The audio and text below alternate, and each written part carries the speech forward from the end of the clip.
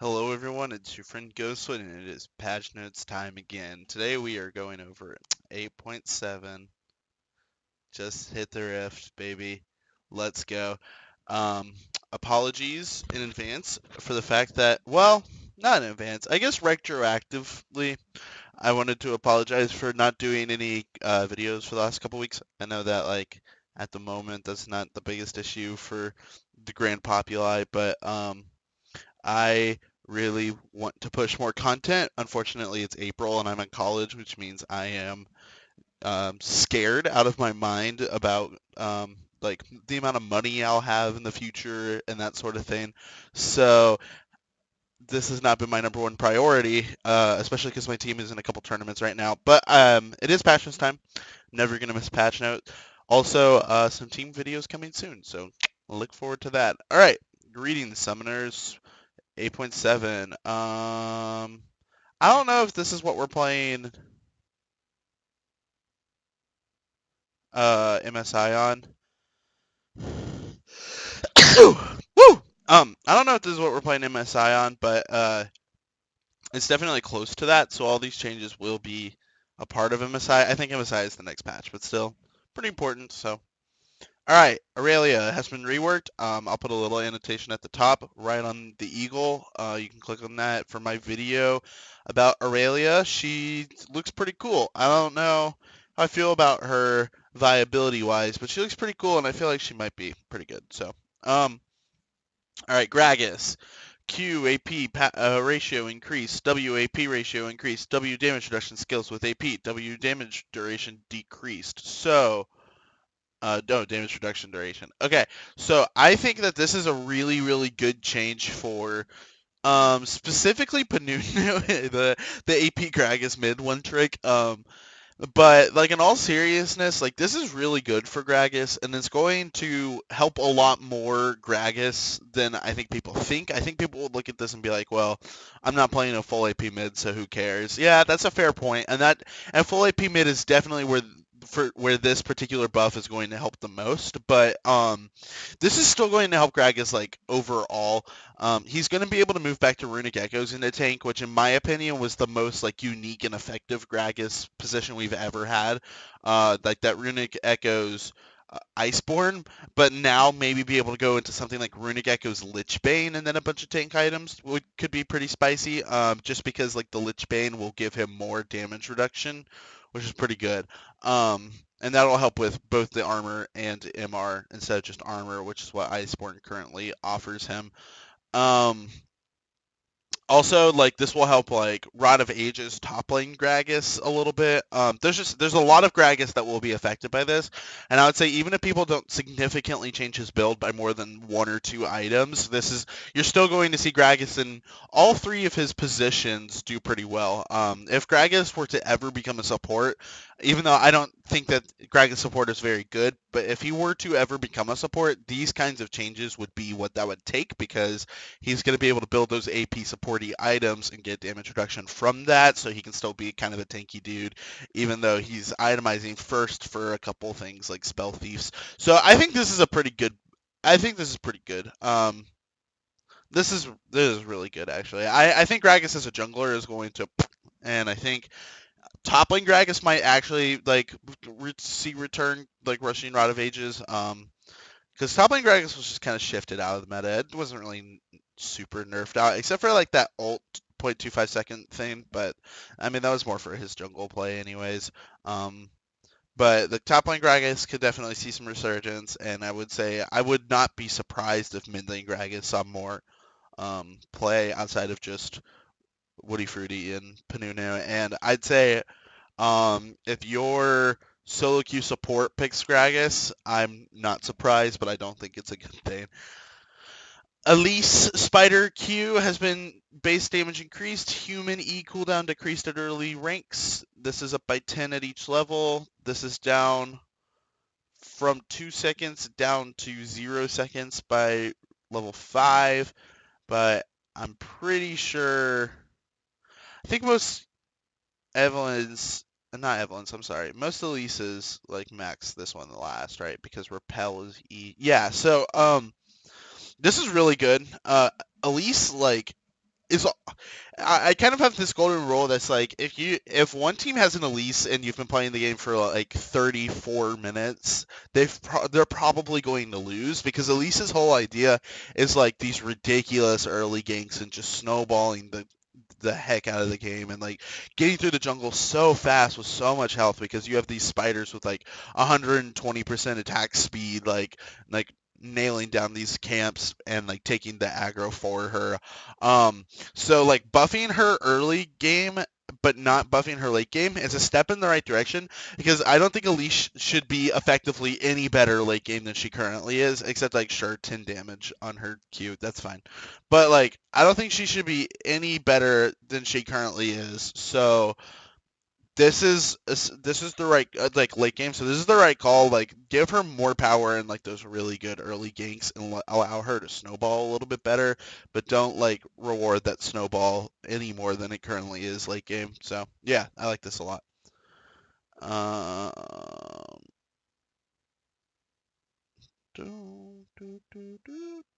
okay. A melee champion who likes to build semi-squishy needs durability in his kit if he's going to cut it in a sustained team fight. More healing from W should help Hecarim turn his trot into a gallop some games. It's pretty good. It's pretty good. Spirit of the Dead. 20% damage taken by enemies. 30% of damage taken by enemies. Okay. Oh, okay. So the W heals for 30%. Okay, this is pretty nice. This like would help him a little bit as a top laner if he could be a top laner, but he cannot. But like if Hecarim top order to like ever like resurge, this is definitely helpful for that because this will help us trade patterns and these like super long top lane trades. But this will like give him more health after his first clear, which is a pretty big deal because first clear is like super important. I know you've heard me say that in every patch notes video I've done whenever they buff a jungler, but first clear is super important. So like getting him through this first clear with a little bit more health for that really good first gank, that's a step in the right direction. These are pretty much only quality of life changes. There's a bug fix, so you can always dash over the wall. Um, this is just cast range. Daisy more aggressively requires enemies to attack, and Daisy's AoE damage reduction now also protects her from epic monsters. So nothing too crazy. Daisy can help you take Dragon and Baron, which is kind of nice. Daisy like will run to like kill people a little bit more, and you can go a little bit further with this. None of these changes are like, oh my gosh, that's great. Ivern's returning, but like I know that there's a lot of Ivern players like in the game right now, anyways, and there's a lot to be said about like completely controlling like both jungles by playing Ivern. So I think Ivern is like kind of starting to crawl back up there, but without like a numbers buff that's like now you can only play Ivern. So I like this change a lot. I would just say like they need to really keep an eye on Ivern because if he like starts becoming super popular again, I think that's kind of a problem. I don't think a champion like Ivern should be extremely popular, to be honest. Karthus, Q base damage increased. It is only 10 damage, but that is insane for an ability that in like 3 minutes of laning you'll use like 30, 40 times. Like this is just like that's 400 damage in like 3 minutes. So this is a pretty big change. I honestly am a little curious about this because there's been some times recently where I'm like, Karthus is kind of a sleeper pick at the moment, and like people should be keeping an eye on that. I wouldn't say extremely recently. I think it's fair to buff him, but like there's a lot of metas that Karthus can like do okay in. Like if you're an assassin meta like as Karthus, you can like just drop a wall on yourself, and if the assassin all ins, like you can just exhaust and then just like hit him with a bunch of Qs and kill, honestly. Or like if it's like a crazy team fighting meta, like Karthus does really well in team fighting metas. Or if it's like a snowballing meta, like he can like help every lane with his ult. So a little change like this might actually like lead to some craziness. I think I maybe would have done only 5 instead of 10, but we'll see what happens. If I had to guess, Karthus gets a little nerf next patch, or maybe hot fix. I don't think he'd be hot fix, but if I had to guess, by the time we're like one day into patch 8.8, it won't be 50, 70, 90, 110, 130. This just seems like a lot. Um, Kane. is getting more points in his passive up until 10 minutes, and then after 15 minutes is like a lot slower. So they want you to get your passive around like 12 minutes, and if you haven't done it by 15, you're going to be like pretty punished for that. So I like that a lot. If you're like behind on Kane, you should have to feel that. Also, other abilities can be queued up while casting Q. That's super cool. Especially like for his W. I mean, yeah, obviously, but it's like you can like Q and then like hit R so that as soon as you hit them, like you ult in, or you can like Q and then if you're in red form, have an immediate knock up, or if you're in W, like an immediate slow. This is really good. I don't necessarily see him like QEing, but like even if you're like taking a camp, it's like you can like queue through the camp right into an E and just move on to your next one if you know the queue is gonna kill. So it's pretty cool. I like these changes. Leona. Leona defaults to AD as her default adaptive stat because of her like auto attack reset. So this is just it's a little quality of life change, but like you'll deal a little bit more damage as Leona whenever you do your like stun, which is awesome. That's really cool. I I know I've said this about everything, but like man, I really like all these changes except I think Karthus is too much. But yeah, I hate to just keep saying I like these changes, but I do. This is really nice for Leona, and like Leona's whole thing is like if we're not trading, I didn't pick a champion, so it's like let her invest more in those trades because like late game it's like if Leona deals 8 more damage to me twice with her auto attack reset, I'm not gonna be like, are you kidding me? That was 16 damage in this team fight. But like, like 16 damage, like it'll help a little bit more than you think. And I'm saying 16 because that's like the 8 AD or whatever you'd get from an adaptive stat that early on. But yeah, this is pretty cool. I like this. Lux, I'm curious about this one. um, Cooldown refunded on kill, 10, 30, 50%. Cooldown refund if granted one or more enemy champions die within 1.75 seconds of being hit by Final Spark. Lux's is on a very low cooldown already. 30, 40, 50 is crazy because I know a lot of people said that this buff, like whenever they did this, like really kicked in at like level 11. So now it kicks in at level 6, and then at level 11 it's even stronger, and then it's the same place where it was late game. Um, I think the issue was it kind of sucked when you ult like bot lane to help and like get them so low and then like red buff tick dies, or it's like if you ult them and then your E explodes and you're like, I should have made E explode first. It's nice like to make this like, oh, it's not an assist, like it's not 10 seconds, but if your ult is essentially what led to their death, you should be rewarded for that. So that's super cool. This means that a smart Lux will get a reset in basically every team fight, so she'll be ulting a lot. I don't know. This one I'm a little nervous about, but I think I could just make her a cool champion, honestly. I think Lux, my issue with Lux is she's kind of like, tunnely, I guess. It's like her play pattern is too specific with this kind of like, if you hit this, then you press these two buttons and there's a kill, you did it. So, I kind of like, I guess it's like if they're gonna leave her kit that way, it should happen more often, so that way it's a little bit more easy to trace. But I don't know. Maybe if she's like doing that combo more, like even more frequently than she does right now, because like this buff, like this means that you'll be having like 27-second cooldowns by like level 11 if you build enough CDR. So um, maybe she'll be easier to like balance with that like crazy combo. I'm not saying Lux is OP, but like maybe like it'll be easier to buff Lux and then like subsequently like nerf her a little bit if she's doing this combo more often. So this is an interesting change. I'm not gonna call it good or bad. Malphite attack damage growth is up to 4. His E's ground slam is up by zero point 0.4, which is actually pretty good. Um, An unstoppable force is down by 20 seconds at level 16, and only 10 seconds here. Um, what they said here is interesting to me. It's like some people are building him tanky, some are building AP, some are building Trinity Force. So they want to help all of his builds. That's pretty cool. So like AP is definitely going to feel this change, because that's a pretty big damage buff. This helps a little bit, nothing crazy, but this definitely helps if you're going for those Trinity Force like auto attack trading.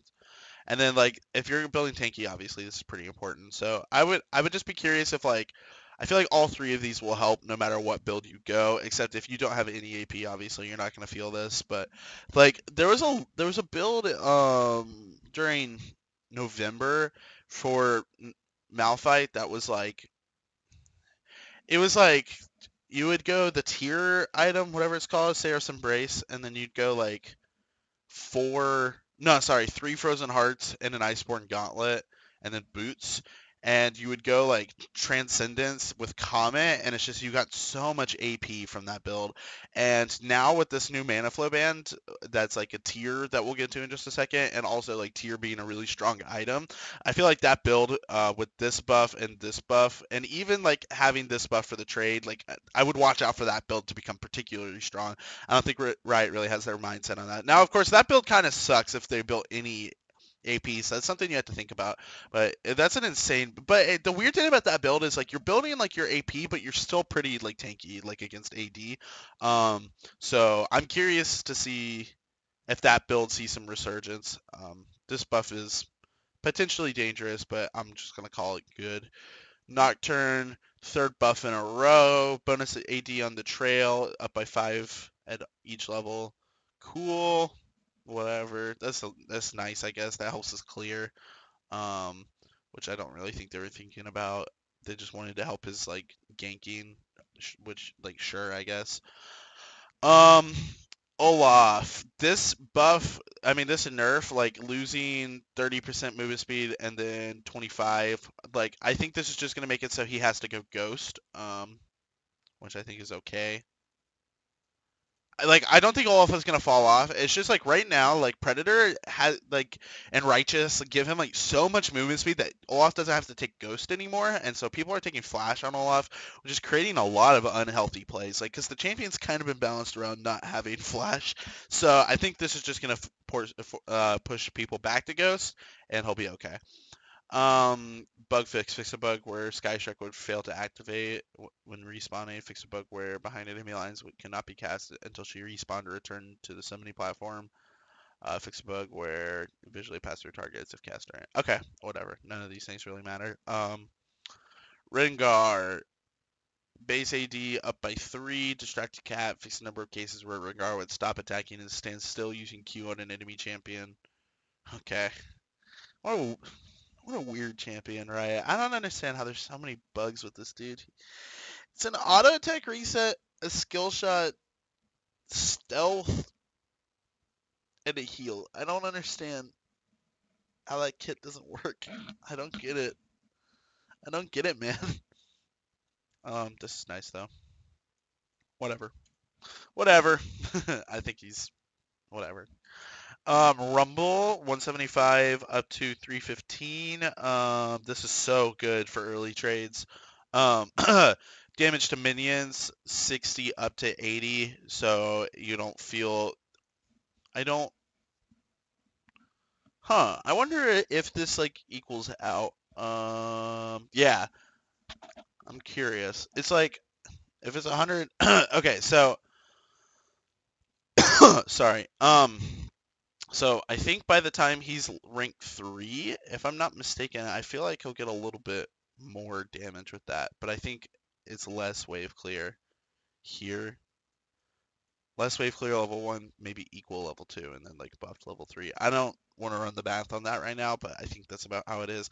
But this will help his early game trading a lot, and his late game wave clear a pretty good amount. I think Rumble is like slowly but surely returning to the meta. Myself and a bunch of other analysts actually thought he was going to return with all those AP item changes. Those AP item changes I think are still pretty good on him. So I want to say like Rumble is making his way back in, and if Rumble makes his way back in, Kennen makes his way back in. But like, there's a pretty good amount of team fighting in the game right now. Especially once Kai'Sa hits the game, because like Kaisas are just kind of always running around looking for kills. So I think like Rumble is like, I think Rumble and Kennen like could find their way back into the game by like summer split. So um, health growth down by 7. That's like decent nerf. This like hurts when she gets her Warmogs by just a little bit, like the Warmogs passive by just a little bit. And then the stun is down by like I don't think this is that bad. I think she's okay, and she might start maxing W like on, because I know some people max W, but like I'm pretty sure most people max E. I think she might just start maxing W. Um, but yeah, since it's only a point 0.1 stun increase. But like, if I'm not mistaken, like whenever she does her stun, like her full combo like breaks the stun. So I like this. Maybe I'm wrong about that, but even so, like only 0.6 seconds like isn't going to change the tides of the game that much. I just don't. Whatever. It's like she can still ult and then like stun again, and like she still has a knock up and like a slow. And she's still like tanky as all heck. So I think Sejuani is okay, but I don't think she'll be as like ridiculous as she has been. Shaco, his next basic attack within 0.25 seconds of exiting invisibility deals bonus damage and still reduces Deceive's cooldown. Cooldown reduction on proc still 2.5 seconds. Empowered attack ratio 0.480. So he's not ridiculous anymore, which is good. I mean, it's like if you're a Shaco who's using Deceive to immediately hurt someone anyways, which most people are, then this is only going to hurt by like a little bit. But if you're not very good at that, then you're gonna feel that. So that's okay. I think that's good. Yeah, it says like be sneakier. I think that's a pretty good way to sum it up. Like be better at playing Shaco, and you're not gonna feel the nerf. Swain Q cooldown increased at early ranks. Ravenous Flock's icon can now be pinged to show allies their remaining cooldown. That's kind of cool, I guess. Oops, Swain finally hit the 2 strong point. I said buffing his Q damage was a bad idea the first time they ever buffed Swain, but whatever. The cooldown on this is up by 2 seconds, all the way down to like no nerf, which is good because his early game trading is redonkulous and is a 10 damage nerf at every level, which is fine. Yeah, this is okay. This was called for, I think. But he might be pretty weak again, so we'll see what happens. This no longer deals damage twice. I don't know what the percentage was on that, but I think that's a pretty important change. Shuriken Dustblade update hit Zed harder than we expected. So like 10%. Notice how many of these nerfs say like, I mean, notice how many of these buffs say like, oh, it turns out they actually needed Dustblade. And then Shaco was like, yeah, he did need it, so why did we like ruin how balanced he is by like way over buffing? I think that's kind of funny. Maybe the Dustblade nerf didn't work as well as they had hoped. Jinsu's 300 gold, that's good. I want them to keep focusing on this like Jinsu's being kind of a niche item thing. Also, it's worth noting they didn't fix Jinsu's like building this on Jin. A lot of people like seem to think it was a bug. I guess it was just math. I think this is fine though. Locket of the Iron Solari, base shield down by 8, shield down by 7 for per target's level. Bonus health ratio is like always 20%. The cooldown is 120 seconds. The multiple shield reduction amount is 75, and the multiple shield reduction duration is 20%. So this is kind of a crazy nerf to this item. I just don't think this item is going to feel really good to use anymore because this is crazy. Ninja Tabby down by 10 armor, up by 2%. I don't think that was the right idea because I think this is just going to force more people to buy it to deal with like auto attacks because it used to be 12% and that was a problem. We put it down to 10. Like we want it to remain a core purchase. Yeah, I think like 3 4 Ninja Tabi is probably gonna stay. I don't think this was a great idea. This is my least favorite change in this patch, honestly. Auras grow with champions now. That's good. Whatever. A Cho'Gath will definitely feel that buff. Relic Shield's GP10 like actually got pretty hard hit. Like this is actually pretty crazy. I'm curious to see how like this. I'm gonna go ahead and say like switch to coin on Thresh. Um, I think Alistair and Braum and Tarek will feel this nerf a little bit, but I think it'll be okay. Resolve tree now grants scaling health. I really like this change because like I want there to be late game tanks, but I hate how tanky everybody is in the early game. Mana flow is like a tier now, but you get 25 mana up to 250. It has a 15-second cooldown and a pung earning, which basically means assuming you're using a spell every 15 seconds, which on most mana champions is like a pretty safe thing to assume. Then like after, let's see, like 4, 6, 8. So so after like 2 minutes of combat, you'll get 250 mana, and then you start restoring 1% of your missing mana every 5 seconds. I really like this. I don't really like I didn't really like the old mana flow band because it kind of created some like really lame situations. So I like this is more consistent mana, which I think is important. Presence of mind. Enemy champion takedowns restore 20% of your max mana and restore 10% of your ultimate's cooldown. This is going to bring more people to this rune. I especially really like this. It's pretty cool. This will bring more people to this rune. This in conjunction with Lux's ult and ulti hat might actually lead to like some Vandrel videos on how low you can get that cooldown. This is super cool. I think a lot more people are going to take this because of this, even though the 20% mana is good. This is a significant nerf to Kassadin, who is basically the only person who did anything good with the current presence of mind. But this is super cool. This 10% ultimate cooldown is awesome. Tenacity is up to 30% once you've maxed it out. This is really good. Yeah, nothing really more to say that. I will say like Legend Tenacity plus Presence of Mind like could be a pretty good secondary for like a lot of champions, even champions who don't really want precision. So it would kind of suck to get that attack speed, but still, like these two on like Maokai like might be really good because like he can use that attack speed or like Malphite. So yeah, this is really neat. Cut down got uh, buffed, I guess, so that way people don't always go the other one, whatever it's called, coup de grace or whatever. So it's pretty good. This works well in conjunction with like the late game health that's being introduced. Zombie Ward's double vision whammy, providing vision when you've just taken it away is too good when users get ahead. 30 seconds levels 1 through 4, 36 to 120 at 5 through 18. So it's down by a whole minute at level 18. This is fine. I wish that this had come with a zombie pora buff because I just think a lot of people are going to start taking eyeball collection now. Not because a lot of people were already, and yeah. So approach honestly, this hurts. In my opinion, this hurts dominations. Domination like as a tree. To be honest, I would really like watch that. Approach velocity currently being outperformed by other competing runes. Yeah, I agree with that. This is a pretty nice change.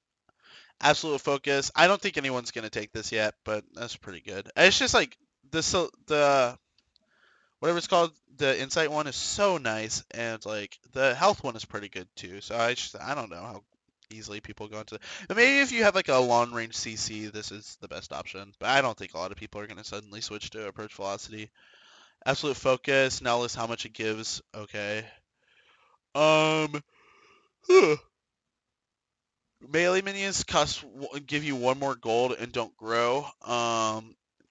Caster minions give you 3 less gold and don't grow. Siege minions give you 15 more and grow by 3 every 3 levels. And their base health is up by a good amount and increases. So it's just last hitting is still important. And this like matches what they did to siege minions. Um, Cannons are natural focal points for the game. Little mini objectives to fight over, we're making them worth a bit more gold and a bit harder to kill at the ante. I kind of like this because like we'll force some interesting trade patterns in lane, which will help the game's like flow overall. So that's pretty good. Crest Ascenders. Red buff doesn't hit towers anymore, which is actually a huge change. Um, this is going to decrease the amount of like gank gank again. Let's take tower. Top and like bot lane patterns. It's pretty big. A lot of people might not think that this is a big deal, but like there's been times where casters will be like, "Oh, can they get that tower?" And it's like, "Of course they can. They have red buff." So it's like, I don't know. This is gonna help a lot. I mean, this is gonna be really interesting. You're gonna feel this change for sure. I think Graves was just kind of moving back in. This kind of like kicks him back out. Attack move setting now checks a larger area. Okay, whatever. Voice chat stuff, whatever. Bug fixes, whatever. No gen, so who cares? And that's pretty much it. Okay. Like I was kind of saying as I was going, I like pretty much everything about this patch. I think all of these are really good changes. I'm just gonna like do a quick TLDR. I'm gonna go ahead and say like Gragas is going to be pretty viable again. Elise is going to do more damage early game. Hecarim will probably see some more play. Ivern players are going to feel good about this. Karthus has been overtuned. Kane, this is a nice feel-good change. Helps good Canes, punishes bad Canes. Leona, this will feel nice when you're trading. We need to keep an eye on this change. If people go like the Frozen build, this is going to be insane. Whatever, just switch to Ghost, whatever. Coming back, I think, meh. This is shouldn't hurt if you're good at Shaco. This is needed. This is needed. Whatever. Good. Crazy change, honestly. Not a great change, to be honest. Feels good for Cho'Gath. Switch to Coin on Thresh. Good. I like this. I like this. I like this. I like this. This is weird. Oh, it's called Ghostport, by the way. Who cares? Good, interesting, crazy. So that's pretty much it. Thank you guys for watching. If you liked the video, please make sure to like, subscribe. If you think that I missed something or you disagree with something I said, leave a comment because that makes me a better analyst and a better coach. Thank you guys for watching. I'm Ghostwood. Have a good day.